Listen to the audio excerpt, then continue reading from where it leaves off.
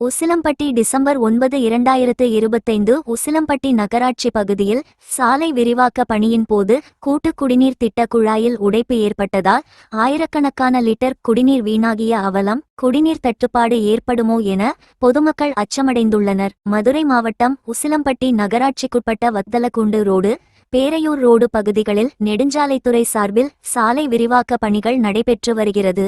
இன்று இந்த சாலை விரிவாக்க பணிக்காக SOR நகர் எதிரே சாலையோரம் பள்ளம் தோண்டிய போது உசிலம்பட்டி நகராட்சி பகுதிக்கு ஆண்டிபட்டி கணவாய் கூட்டு குடிநீர் திட்டம் மூலம் வழங்கப்படும் கூட்டு குடிநீர் திட்ட குழாயில் உடைப்பு ஏற்பட்டு ஆயிரக்கணக்கான லிட்டர் குடிநீர் வீணாகி பள்ளத்தில் தேங்கியும் சாலையிலும் சென்றது.